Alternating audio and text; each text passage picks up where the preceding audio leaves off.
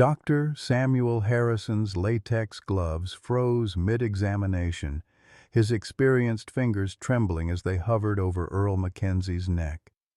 The fluorescent lights buzzed overhead, casting harsh shadows across the elderly man's weathered face, while Grace Mackenzie gripped her father's hand with white knuckles.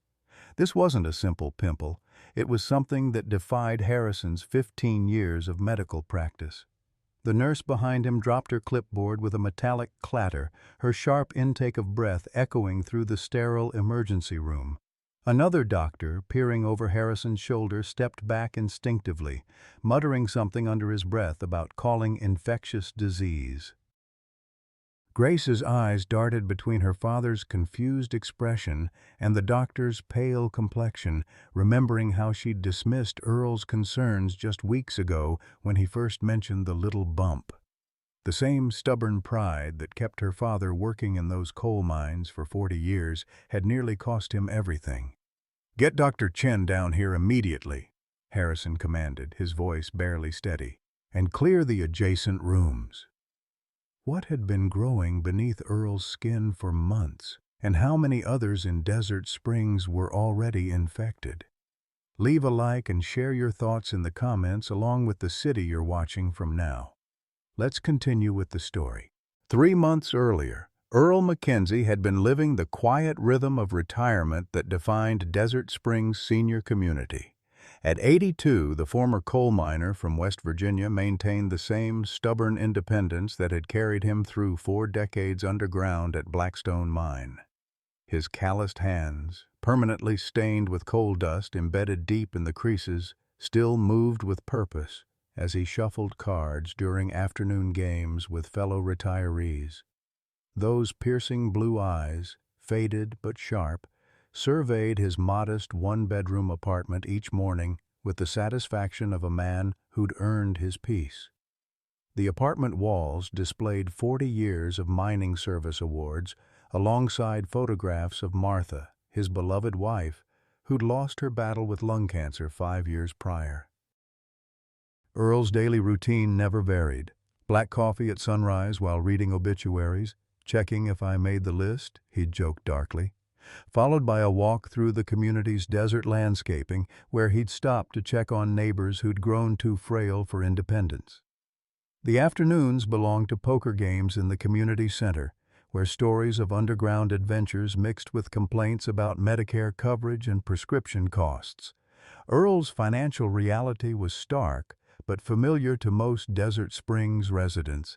Social Security provided barely enough for rent, utilities, and generic groceries. His limited Medicare coverage had already proven inadequate when Martha needed specialized cancer treatments, forcing them to drain their modest savings and mortgage their small house in Charleston before her death. The move to Arizona had been both escape and necessity, cheaper living costs and dry air that helped his coal-damaged lungs breathe easier. Grace Mackenzie, at 54, embodied the sandwich generation's crushing responsibilities. Her divorce 3 years earlier had left her financially vulnerable, but she'd made the devastating choice to quit her ICU nursing position at Phoenix General to care for her increasingly frail father. The 2-hour daily commute from her cramped studio apartment near Desert Springs consumed gas money she couldn't afford, while her medical knowledge made her acutely aware of every concerning symptom Earl dismissed with characteristic stubbornness. Grace's own dreams had been systematically sacrificed on the altar of duty. Her nursing career, once a source of professional pride and financial stability, had become part-time clinic work that barely covered basic expenses. At an age when she should have been planning for her own retirement, she was instead depleting her 401k to supplement Earl's care while watching her father's fierce independence slowly erode. The irony wasn't lost on her. She'd spent years keeping other people's families together in hospital crisis rooms, only to watch her own family struggle in isolation. The Desert Springs community itself reflected America's aging crisis in miniature. 200 residents, mostly widowed, lived on fixed incomes while medical costs climbed annually. The nearest hospital was 30 miles away, accessible only to those who could still drive or afford ambulance transport. Recent months had brought whispered conversations about unusual medical cases among residents, strange symptoms that local doctors couldn't easily explain, but such concerns were often dismissed as the natural progression of aging bodies in an unforgiving environment. The first time Earl noticed the small bump on his neck, he was shaving in his bathroom mirror on a Tuesday morning in early September. His weathered fingers traced the tiny raised area just below his hairline, dismissing it with the same practical stoicism that had carried him through decades of coal mining accidents and Martha's lengthy illness. "Just another damn thing getting old," he muttered, applying aftershave that stung the sensitive skin around the mysterious growth. Earl's approach to the bump reflected a lifetime of making do with less. He rummaged through his medicine cabinet, finding an expired tube of antibiotic ointment Martha had used for minor cuts, and began a daily regimen of self-treatment. Hot compresses with washcloths became part of his morning routine, followed by generous applications of over-the-counter remedies he purchased at the Dollar General during his weekly grocery trips. The bump seemed innocuous enough, no bigger than a small pea, slightly warm to the touch, but nothing that warranted expensive medical attention. Martha's voice echoed in his memory during those early weeks. "Earl Mackenzie, you're too stubborn for your own good, and someday it's going to catch up with you."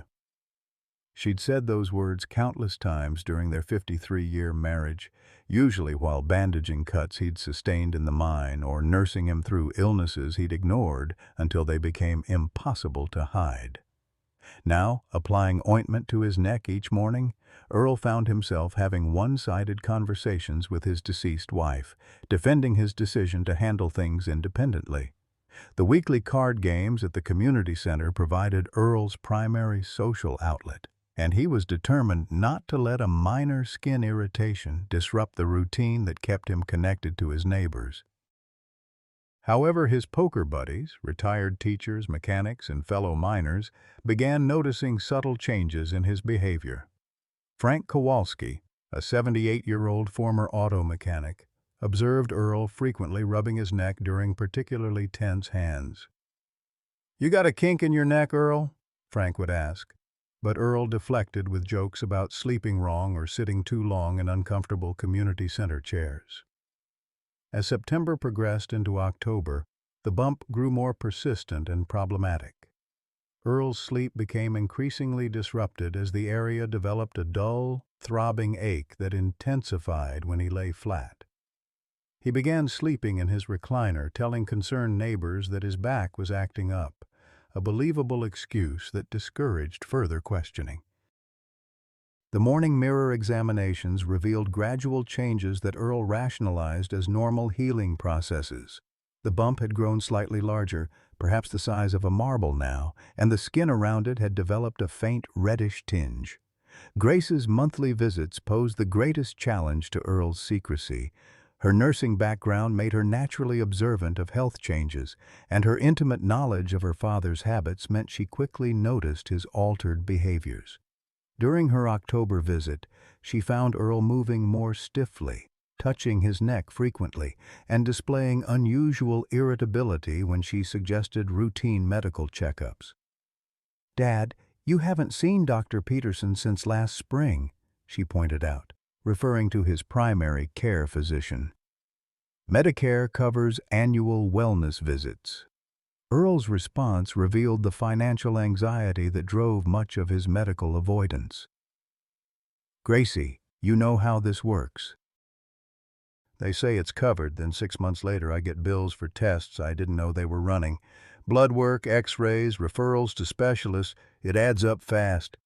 His voice carried the bitter experience of Martha's final years, when medical bills had consumed their life savings despite having insurance coverage.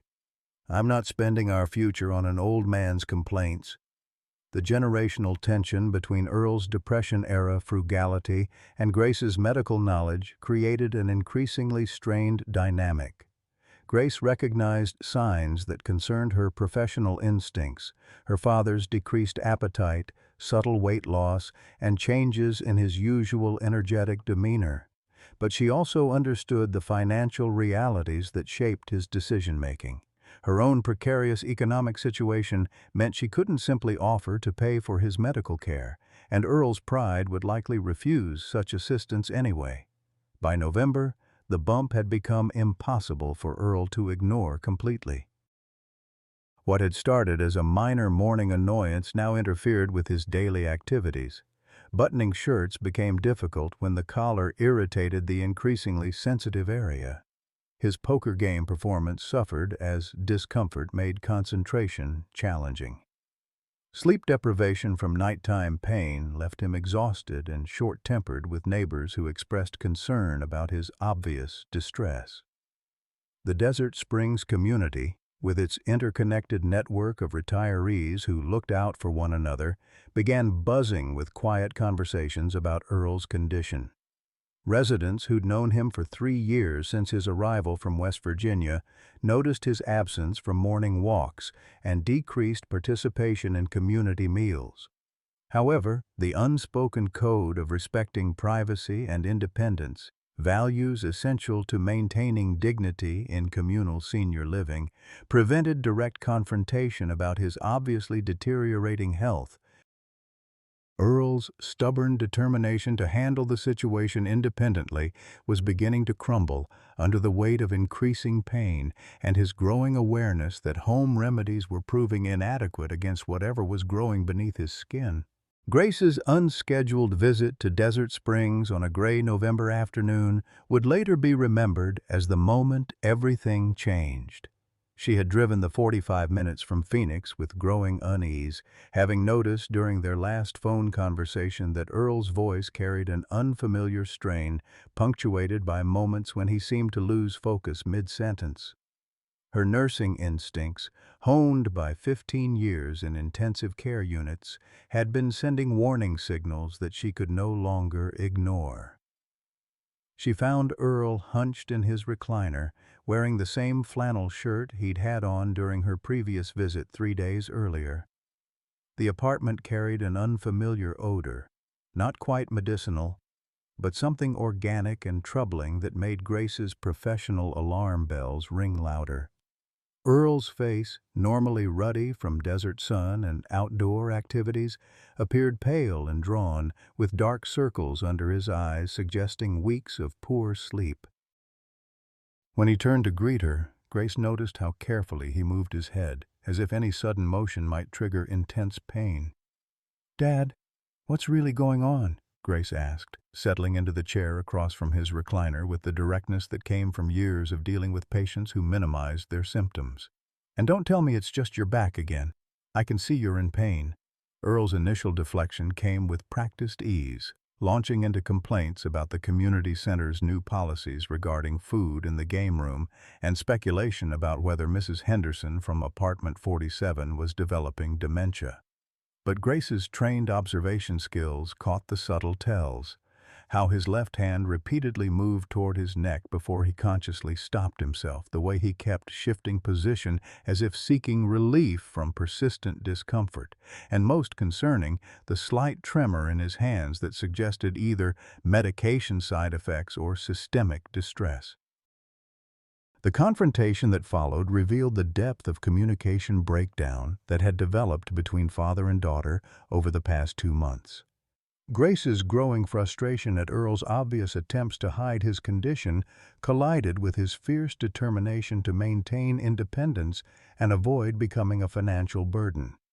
"Gracie, I've been taking care of myself longer than you've been alive," Earl said, his voice carrying the authority of 8 decades of self-reliance. "I don't need a nurse daughter hovering over every little ache and pain."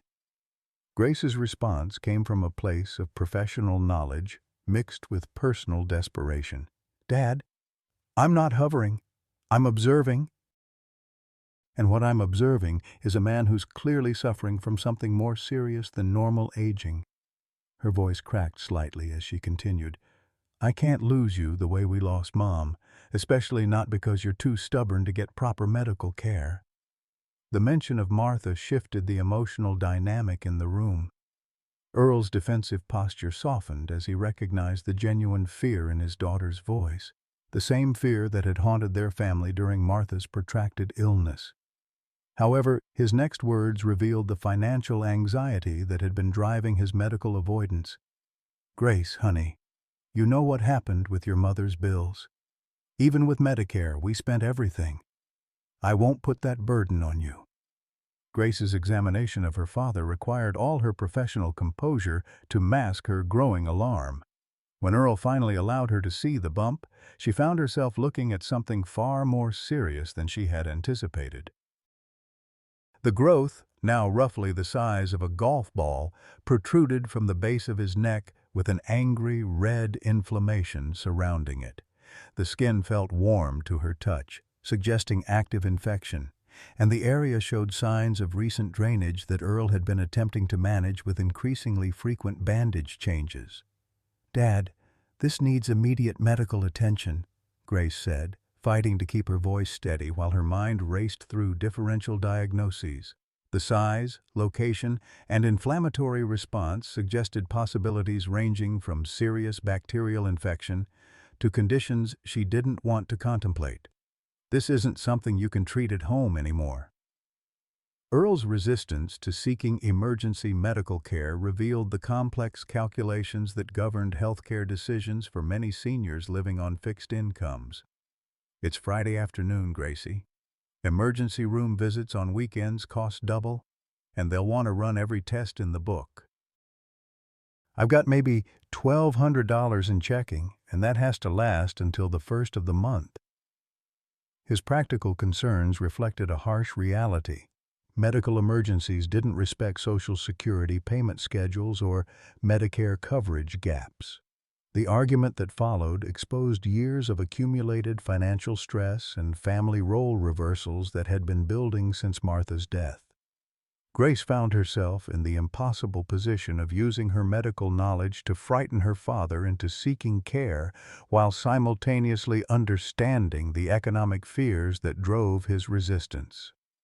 "Dad, if this is what I think it might be, waiting until Monday could make the difference between outpatient treatment and hospitalization," she said, drawing on her ICU experience with delayed diagnoses.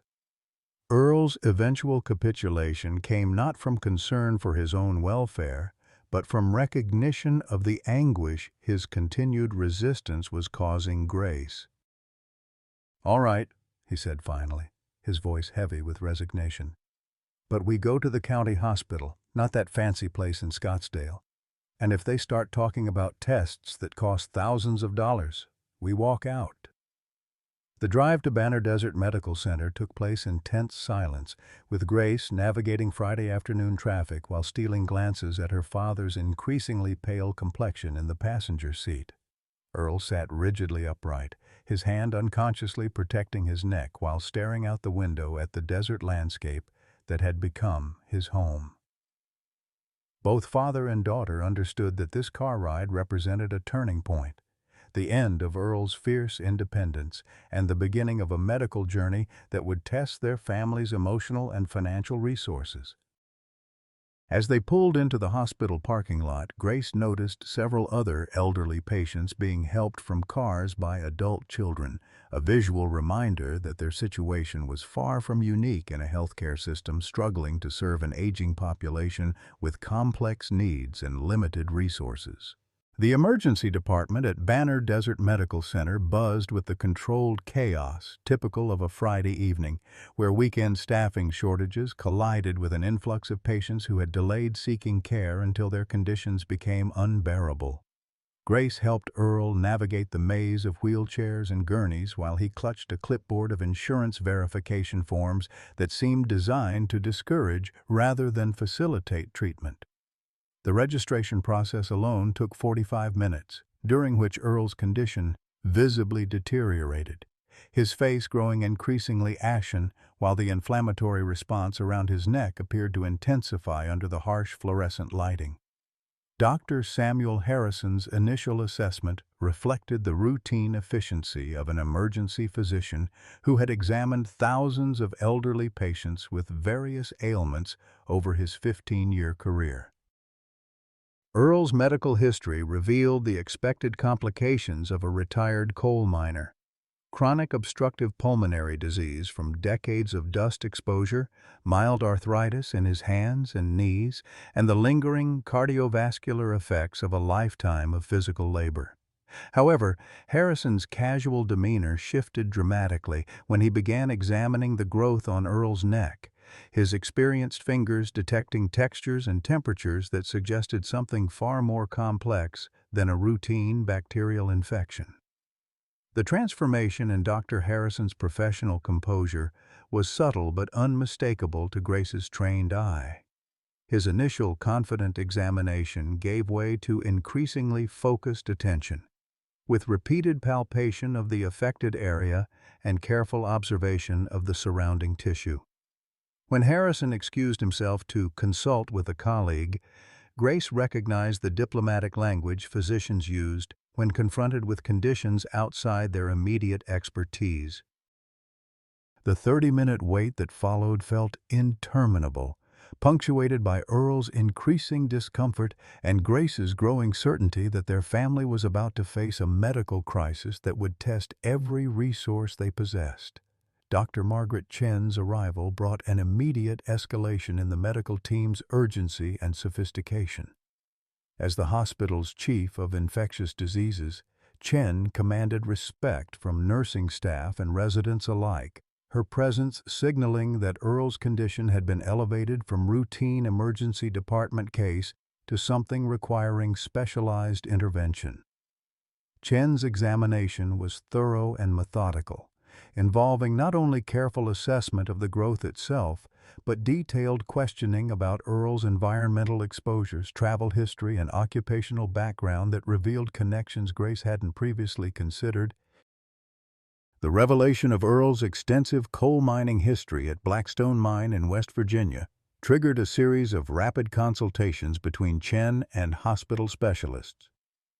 Grace watched the medical team's body language shift as they discussed Earl's case in hushed tones near the nursing station, their expressions suggesting they were dealing with something more complicated than routine parasitic infection. Chen's return to Earl's bedside brought news that would fundamentally alter their family's understanding of his condition and its broader implications. "Mr. Mackenzie, what we've discovered requires immediate surgical intervention," Chen explained with the careful precision that physicians reserved for delivering serious diagnoses. "The growth on your neck contains what appears to be a parasitic infestation, specifically a type of myiasis that we rarely see in North American patients. The larvae have created an extensive network beneath your skin that's causing the inflammation and pain you've been experiencing."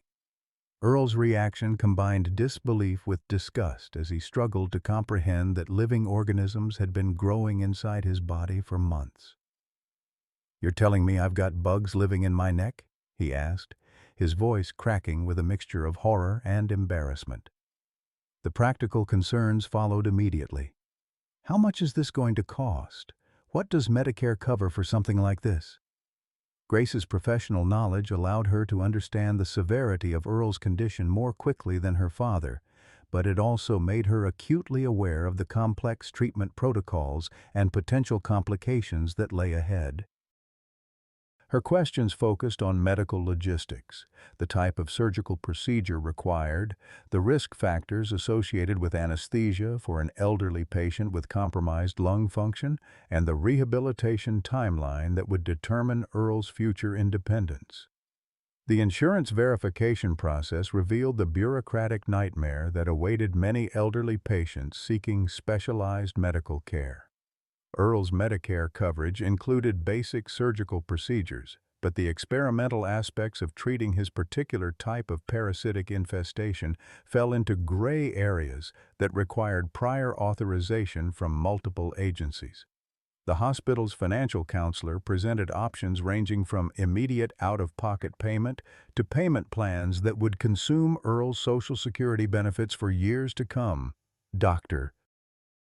Chen's investigation into Earl's condition extended beyond immediate medical concerns to broader epidemiological questions that suggested systemic problems affecting the Desert Springs community.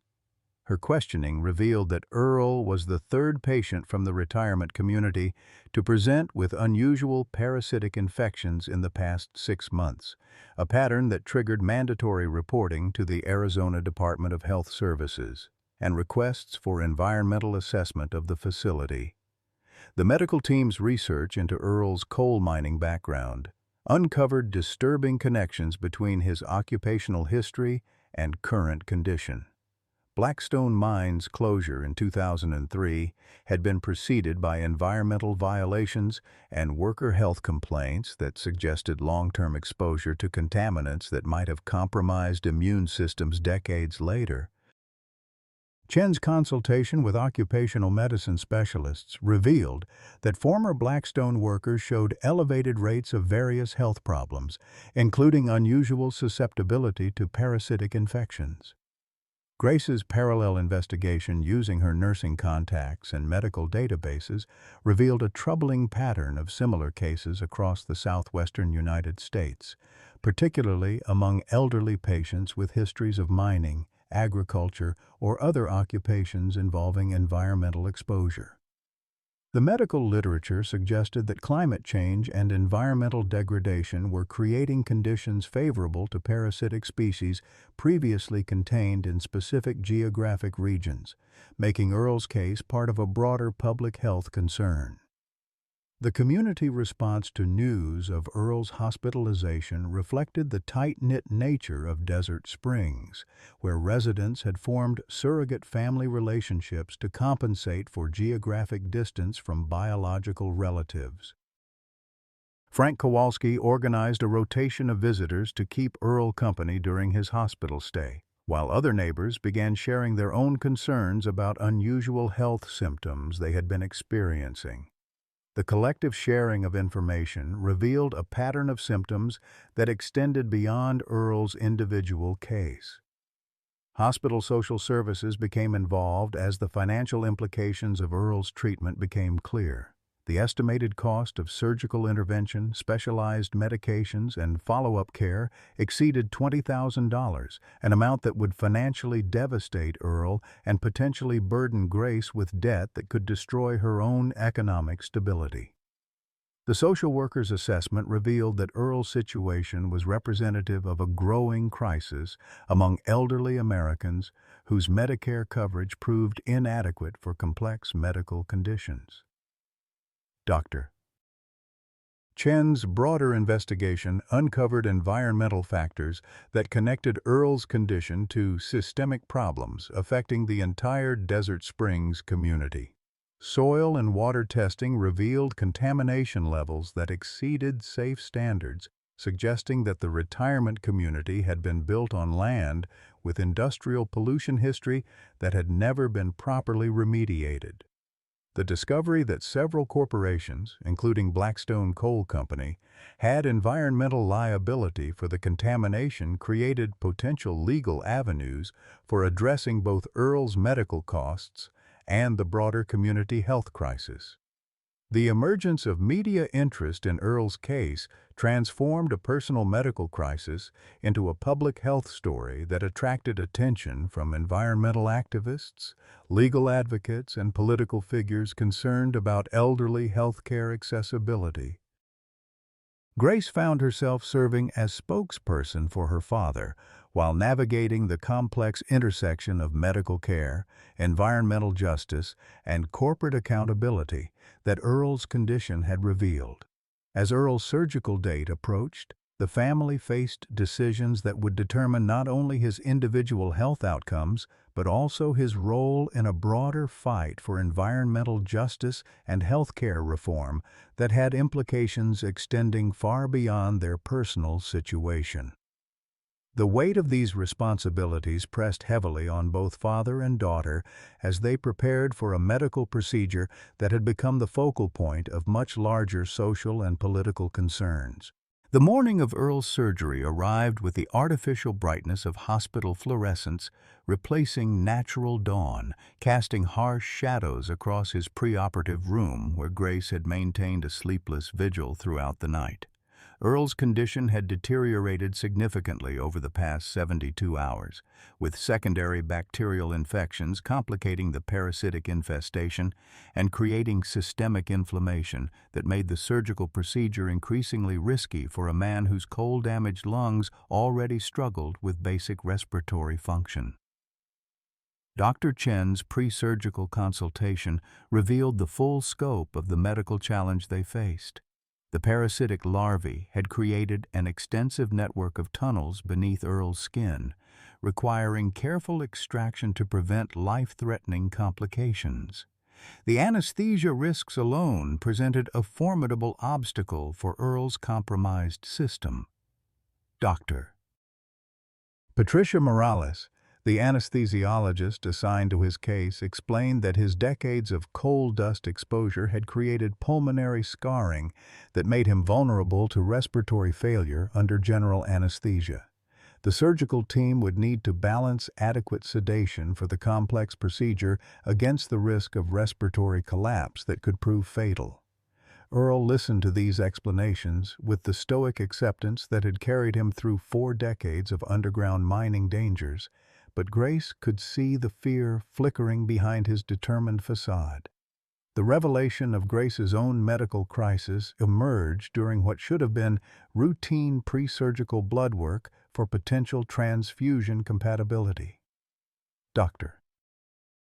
Chen's request for extended family medical history to better understand Earl's parasitic susceptibility led to Grace's disclosure of recent symptoms she had been experiencing: persistent fatigue, unexplained bruising, and recurring infections that her nursing knowledge had attributed to stress and overwork. Blood tests ordered as a precautionary measure revealed abnormal cell counts that suggested a serious hematological condition requiring immediate investigation. Dr. Jennifer Walsh, the hematology specialist called in to evaluate Grace's blood work, delivered news that transformed the family's medical crisis into an impossible choice scenario. Grace was suffering from a rare genetic condition called aplastic anemia, where her bone marrow had stopped producing adequate blood cells. Without immediate treatment, specifically a bone marrow transplant, Grace would face progressive organ failure within months. The cruel irony became apparent when tissue typing revealed that Earl was Grace's only viable bone marrow donor, but his age and current medical condition made him an extremely high-risk candidate for the donation procedure. The medical ethics consultation that followed brought together hospital administrators, physicians, and bioethics specialists to address the unprecedented situation where saving the father's life might eliminate the only chance to save his daughter's life. The bone marrow donation procedure, while typically low risk for healthy donors, could be fatal for Earl given his current parasitic infection, compromised immune system, and respiratory limitations. Conversely, delaying his surgery to perform the donation first could allow the parasitic infection to progress to sepsis, making both procedures impossible. Earl's reaction to learning about Grace's condition revealed the depth of parental love that transcended personal survival instincts.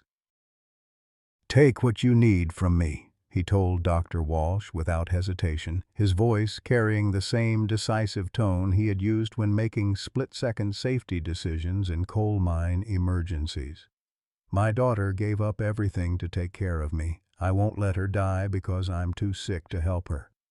The simplicity of his decision contrasted sharply with the complex medical calculations that made his choice potentially impossible to fulfill. Grace's response demonstrated the same stubborn independence that had defined her father's character throughout his life. "We live together or we die together," she declared. refusing to consider any treatment option that would sacrifice Earl's life for her own survival. Her nursing background made her acutely aware of the statistical realities they faced. Earl's survival odds with delayed surgery dropping below 30%, while her own prognosis without bone marrow transplant was virtually hopeless within 6 months. The insurance complications that emerged around both medical conditions created an additional layer of crisis that threatened to make treatment decisions academic. Earl's parasitic surgery had been approved after extensive documentation and appeals, but Grace's bone marrow transplant fell into experimental treatment categories that triggered automatic denials from her insurance provider. The combined cost of both procedures exceeded $200,000, an amount that would bankrupt their family and potentially compromise the quality of care both patients would receive. Dr. Chen's investigation into the environmental factors surrounding Earl's condition had meanwhile revealed connections that extended far beyond individual medical treatment. Laboratory analysis of tissue samples from Earl's parasitic infestation showed unusual genetic markers suggesting the organisms had been altered by exposure to industrial chemicals consistent with coal mining byproducts. This discovery linked Earl's current condition directly to his occupational history at Blackstone Mine, creating potential legal liability for the company that could fundamentally change the family's financial situation. The legal team assembled by environmental advocates included attorneys specializing in occupational health, environmental contamination, and corporate liability, who saw Earl's case as potentially precedent-setting for holding corporations accountable for long-term health consequences of environmental negligence. The lawyers' preliminary investigation revealed that Blackstone Coal Company had been aware of health risks associated with specific chemical exposures at Earl's mine, but had failed to implement adequate safety measures or warn workers about potential long-term consequences. Corporate response to the emerging legal threat came swiftly and aggressively. Blackstone's legal team attempted to discredit the medical evidence linking Earl's condition to his mining history, while simultaneously offering a settlement that would cover his immediate medical costs in exchange for releasing all future claims. The settlement offer, while substantial enough to address Earl's surgical expenses, would not cover Grace's bone marrow transplant costs, and included confidentiality agreements that would prevent their case from helping other affected workers. The media attention surrounding Earl's case had meanwhile attracted support from unexpected sources, including medical researchers studying environmental health impacts and patient advocacy groups fighting for elderly healthcare rights. Dr. Chen found herself at the center of a growing scientific investigation into the connections between industrial pollution and parasitic disease susceptibility, with Earl's case potentially providing crucial evidence for understanding broader public health implications of environmental contamination. The Desert Springs community response evolved from informal support to organized activism as residents realized that Earl's condition might be indicative of broader health threats affecting their entire community. Environmental testing revealed contamination levels in soil and groundwater that exceeded federal safety standards, suggesting that the retirement community had been built on inadequately remediated industrial land. The discovery prompted emergency health screenings for all residents and raised questions about corporate liability for ongoing health impacts.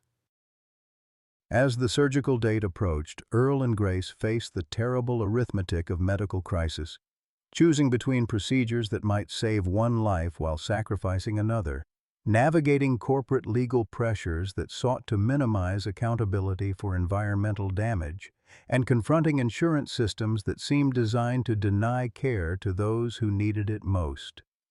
The weight of these decisions pressed down on a family already exhausted by months of medical uncertainty and financial stress, while the broader implications of their case attracted attention that transformed their personal crisis into a public battle for environmental justice and healthcare reform.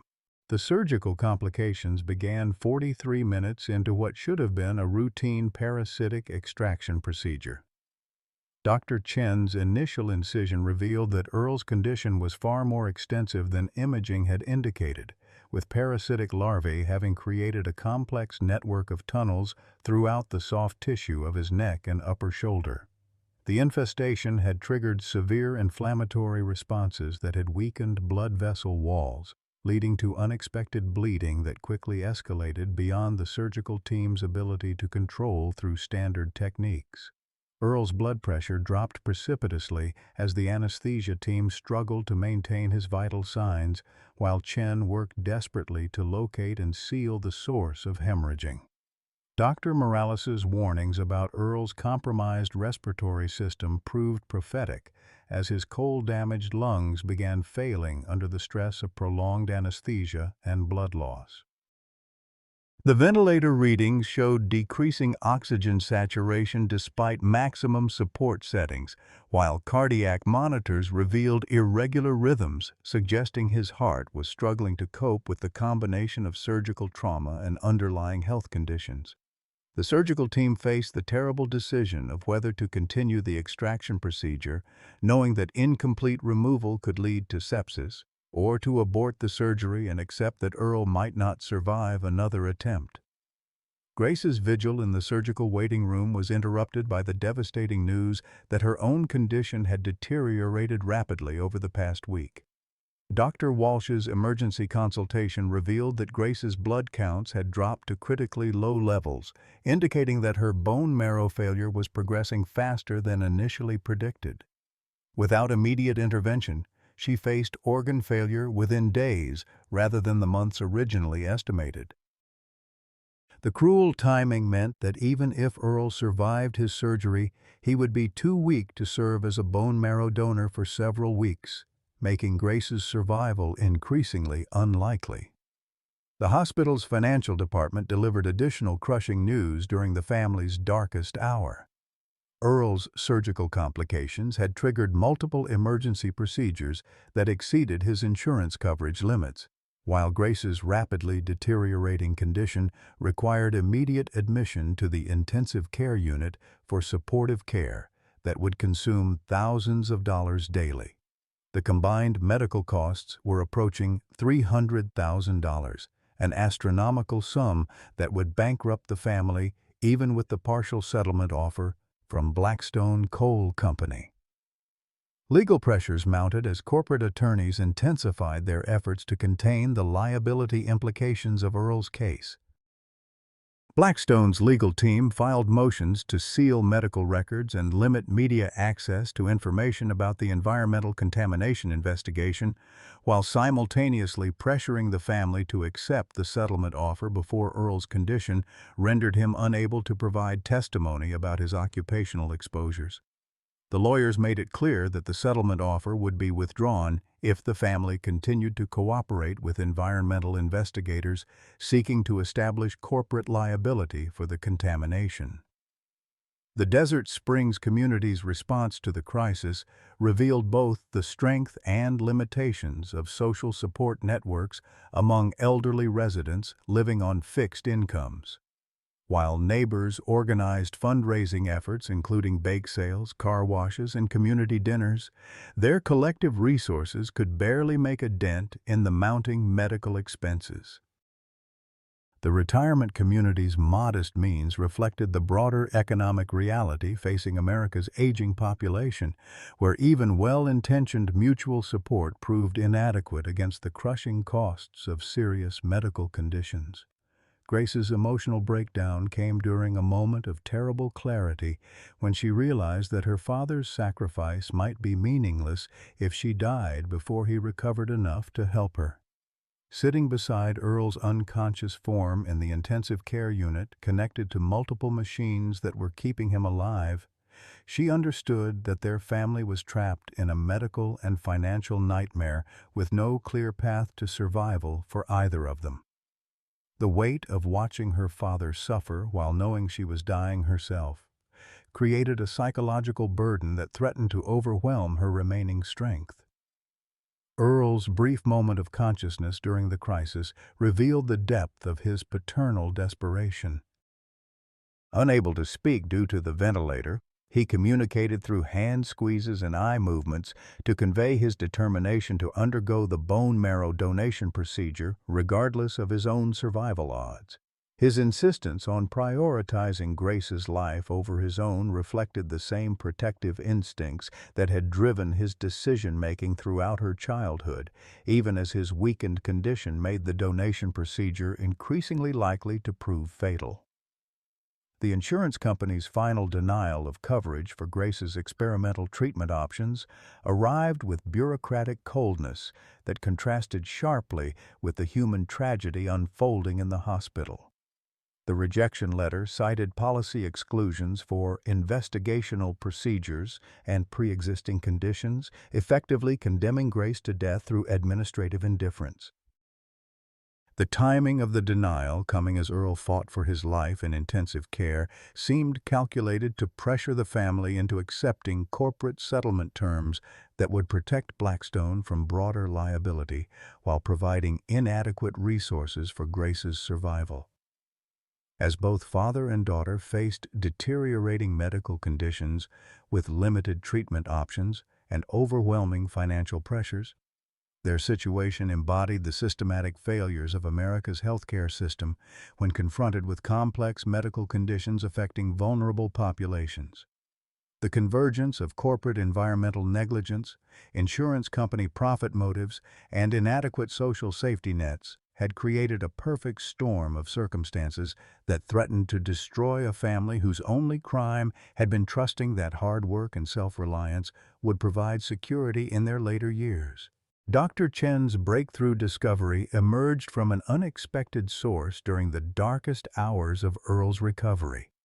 While analyzing tissue samples from his parasitic extraction under high-powered microscopy, she noticed cellular anomalies that defied conventional medical understanding of host-parasite relationships.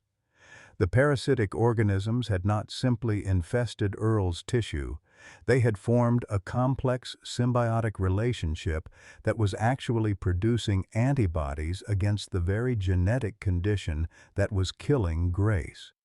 Earl's decades of exposure to coal mine contaminants had created a unique immune response that, while initially making him susceptible to parasitic infection, had ultimately generated biological compounds that could potentially treat aplastic anemia.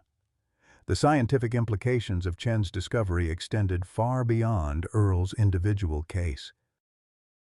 Laboratory analysis revealed that the parasitic organisms had essentially weaponized Earl's immune system against environmental toxins, creating antibodies that could stimulate bone marrow production in patients with genetic blood disorders.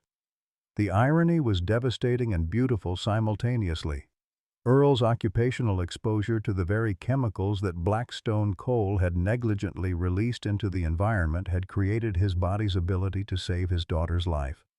The parasitic infection, rather than being purely destructive, had become a biological factory producing the exact therapeutic compounds Grace needed to survive. Dr. Jennifer Walsh's consultation with leading hematology researchers confirmed the unprecedented nature of Earl's condition. The antibodies his body was producing represented a potential breakthrough in treating aplastic anemia and other bone marrow disorders, but the extraction and purification process required immediate intervention while Earl's immune system remained active. The procedure would involve harvesting the parasitic organisms along with surrounding tissue to isolate the therapeutic compounds, essentially turning Earl's infection into a life-saving treatment for Grace. The medical team's realization that Earl's condition could save Grace created an entirely new treatment protocol that had never been attempted in modern medicine. Dr. Chen proposed a revolutionary procedure that would extract the parasitic organisms and their surrounding tissue, process the biological material to concentrate the therapeutic antibodies, and immediately transfuse the resulting serum into Grace's bloodstream. The experimental treatment carried enormous risks for both patients, but it offered the first realistic hope for Grace's survival while potentially curing Earl's infection through complete parasitic removal. Legal developments surrounding the case took a dramatic turn when environmental investigators uncovered internal Blackstone Coal Company documents that had been hidden for over 20 years. The whistleblower evidence revealed that company executives had been aware of the specific chemical combinations that could trigger unusual immune responses in workers, and had deliberately suppressed research into potential therapeutic applications of these biological changes.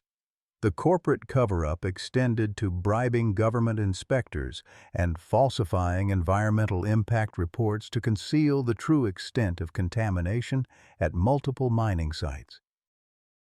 The revelation that Blackstone had deliberately concealed potentially life-saving medical research transformed Earl's case from personal tragedy to criminal conspiracy. Federal prosecutors announced investigations into corporate fraud, environmental crimes, and willful endangerment that could result in criminal charges against company executives. The legal discovery process revealed that dozens of former Blackstone workers had developed similar immune responses, but their conditions had been misdiagnosed or dismissed by company-sponsored medical examinations designed to minimize corporate liability. Grace's deteriorating condition accelerated the timeline for the experimental treatment, creating intense pressure on the medical team to proceed with procedures that had never been tested on human subjects. Her blood counts had dropped to levels where organ failure was imminent, making the untested parasitic antibody treatment her only viable option for survival. The hospital's ethics committee struggled with approving an experimental procedure that could potentially harm both patients, but the alternative, watching Grace die while Earl's unique antibodies went unused, made the decision inevitable. The Desert Springs community's response to news of the potential breakthrough created an unprecedented outpouring of support that extended far beyond their modest resources. Former coal miners from across the country began contacting the hospital to report similar symptoms and request testing for the therapeutic antibodies that Earl's condition had revealed. Environmental health advocates organized nationwide fundraising campaigns that generated hundreds of thousands of dollars to support not only Earl and Grace's treatment, but also research into helping other affected workers. Media coverage of the case exploded when news outlets learned about the potential medical breakthrough hidden within corporate environmental negligence.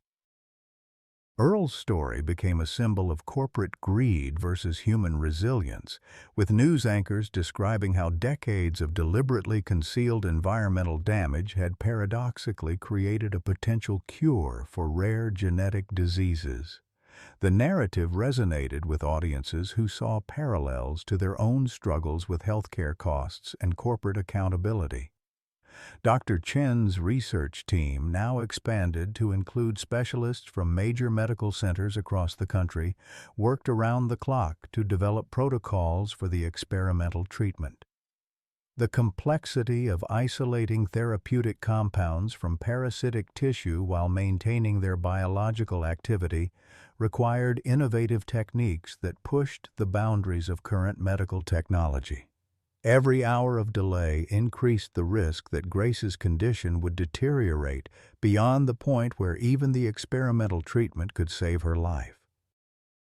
The insurance coverage battle reached a climactic resolution when federal investigators threatened to prosecute insurance executives for fraud related to the systematic denial of claims from environmental exposure victims. The revelation that insurance companies had coordinated with Blackstone Coal to suppress legitimate medical claims created a scandal that forced immediate policy reversals. Emergency federal intervention guaranteed coverage for Earl and Grace's experimental treatment while launching investigations into insurance industry practices affecting elderly and disabled patients. Blackstone Coal Company's legal position collapsed when additional whistleblower evidence revealed the full extent of their environmental cover-up and its health consequences. The company faced potential criminal charges that could result in corporate dissolution, while civil lawsuits from affected workers threatened to bankrupt the organization. In a desperate attempt to minimize criminal liability, corporate executives offered a settlement that would fully fund Earl and Grace's treatment, establish a medical research foundation to study environmental health impacts, and provide comprehensive health care coverage for all affected former employees. The experimental treatment procedure took place under unprecedented medical supervision, with teams of specialists monitoring every aspect of Earl and Grace's care. The parasitic extraction from Earl's tissue proceeded successfully, with laboratory technicians immediately beginning the complex process of isolating and concentrating the therapeutic antibodies. Earl's recovery from the procedure was remarkably swift, as if removing the parasitic organisms had released his immune system from a prolonged battle that had been exhausting his body's resources. Grace's response to the antibody treatment exceeded even the most optimistic medical projections. Within hours of receiving the transfusion, her blood counts began improving for the first time in months. The therapeutic compounds derived from Earl's parasitic infection appeared to stimulate her bone marrow production with remarkable efficiency, suggesting that the treatment could potentially help thousands of patients with similar genetic conditions. Dr. Walsh described the results as nothing short of miraculous, while acknowledging that long-term outcomes remained uncertain. The broader implications of Earl's case began reshaping environmental health policy and corporate accountability standards across multiple industries.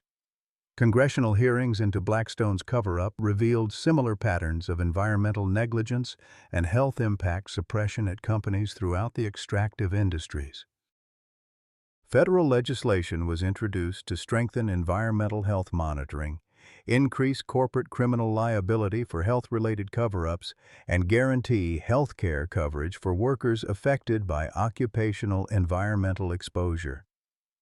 Earl's transformation from victim to inadvertent medical pioneer created a legacy that extended far beyond his personal survival. The antibodies his body had developed became the foundation for revolutionary treatments that could help thousands of patients with genetic blood disorders, while his willingness to serve as a test subject for experimental procedures had opened new avenues for medical research. The man who had spent 40 years extracting coal from the earth had ultimately provided something far more valuable: hope for families facing genetic diseases that had previously been death sentences.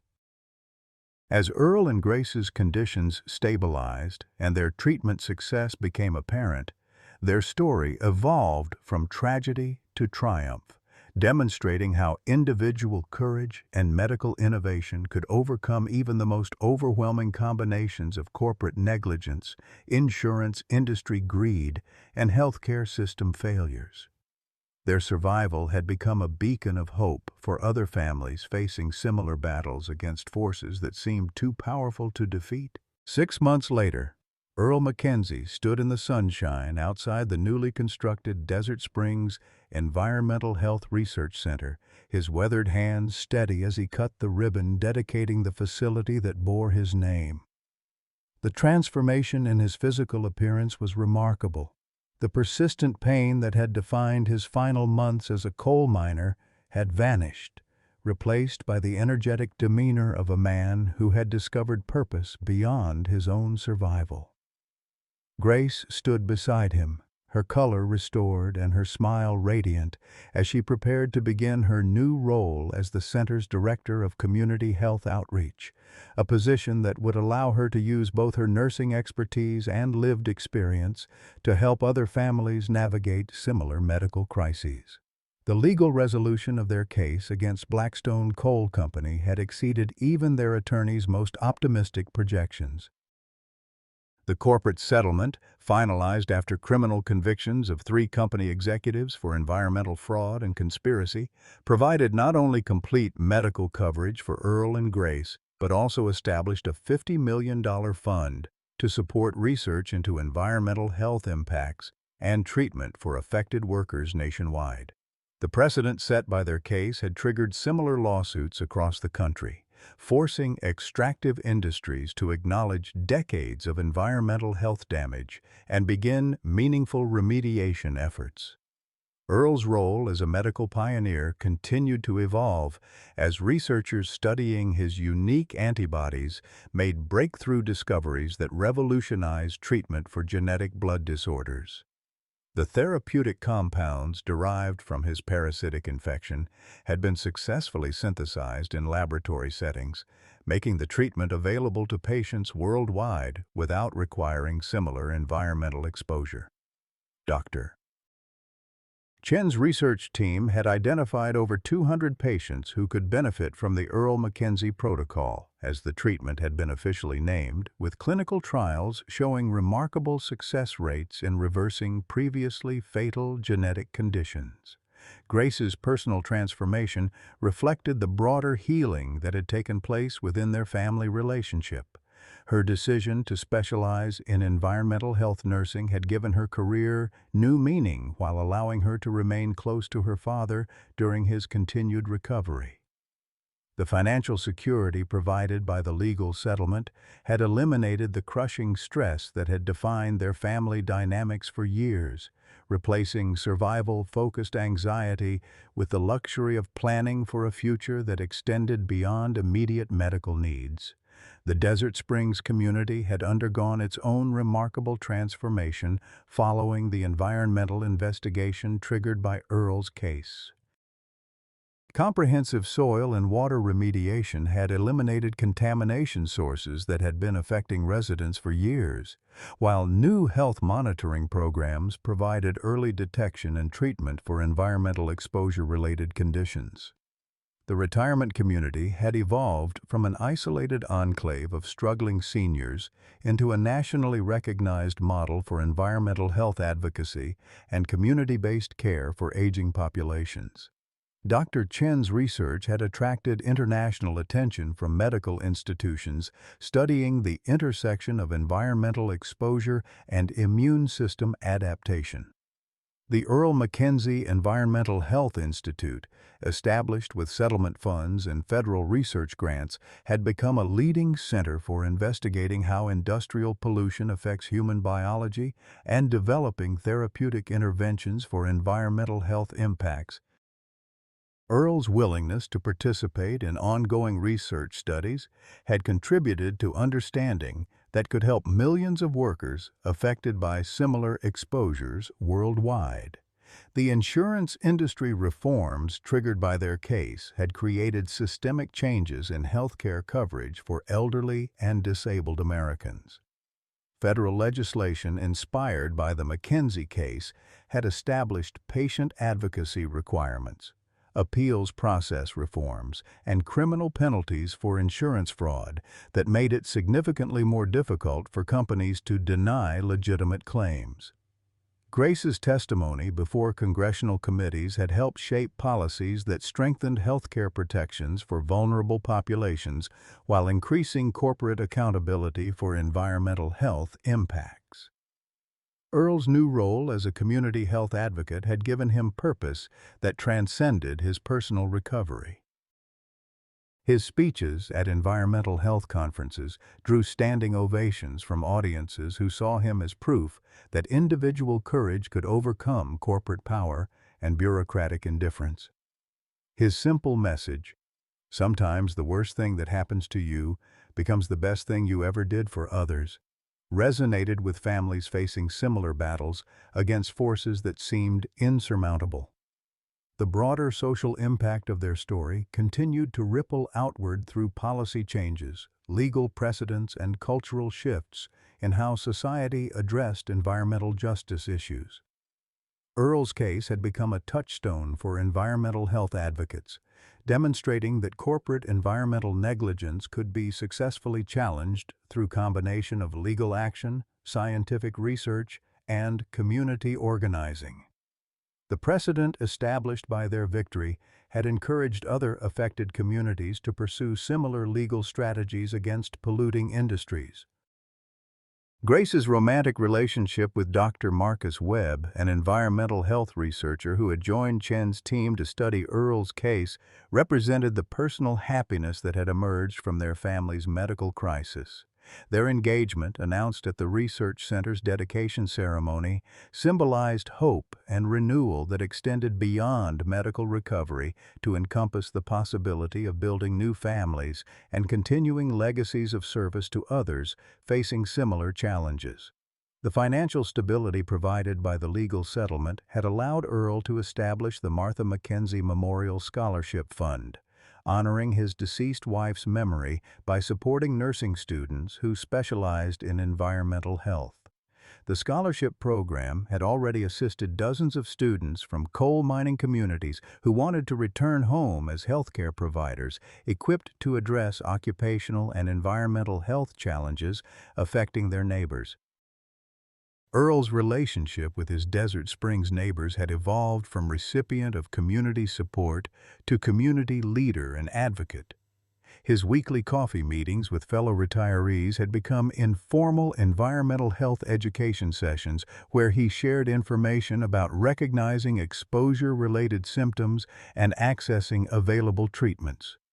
His transformation from isolated widower to community organizer demonstrated the healing power of purpose and connection in overcoming both physical illness and social isolation.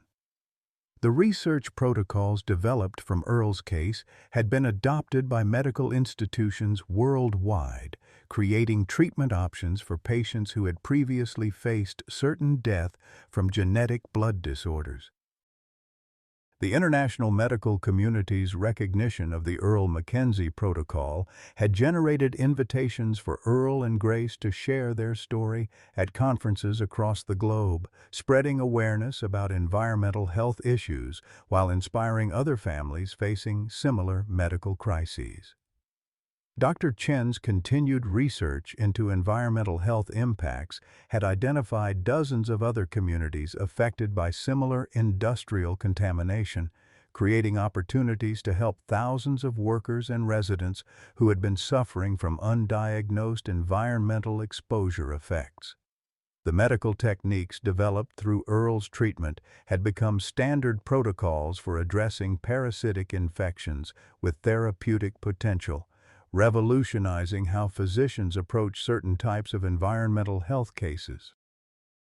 The transformation of Earl and Grace's story from personal tragedy to international inspiration reflected broader changes in how society addressed environmental health, corporate accountability, and healthcare accessibility. Their courage in fighting impossible odds had created ripple effects that would benefit countless families facing similar challenges, while their survival had become proof that individual determination combined with community support could overcome even the most overwhelming systemic failures. As Earl and Grace looked toward the future, their lives embodied the possibility of healing that extended beyond individual recovery to encompass community transformation and social change. Their journey from desperation to hope had created lasting institutions, policy changes, and medical breakthroughs that would continue benefiting others long after their own story had concluded. The man who had once believed his life's purpose ended with retirement from coal mining had discovered that his greatest contributions lay ahead, while the daughter who had sacrificed everything for family duty had found professional fulfillment that honored both her father's courage and her own expertise. Their story concluded not with simple medical recovery, but with the establishment of legacies that would continue serving others facing similar battles against corporate negligence, insurance industry greed, and healthcare system failures. Earl McKenzie's transformation from forgotten coal miner to environmental health pioneer demonstrated that ordinary people could achieve extraordinary change when circumstances demanded courage and communities provided support. The bump on his neck that had once threatened his life had ultimately become the foundation for saving thousands of others, proving that sometimes the most devastating challenges contain within them the seeds of the most meaningful victories. Earl Mackenzie's journey from a forgotten 82-year-old coal miner to an environmental health pioneer proves that your most challenging moments can become your greatest purpose. When that small bump on his neck threatened everything he held dear, Earl faced the same fears many of us know too well: overwhelming medical bills, insurance denials, and the terrifying possibility of becoming a burden to our children. But Earl's story reveals a profound truth. Sometimes our deepest struggles contain the seeds of our most meaningful contributions. His daughter Grace sacrificed her nursing career to care for him, embodying the love that defines so many families in our generation. Together, they fought corporate giants, insurance bureaucracy, and a healthcare system that seemed designed to defeat them. Their victory created lasting change: new medical treatments, environmental protections, and healthcare reforms that continue helping families today. Earl's transformation from victim to advocate shows us that it's never too late to make a difference.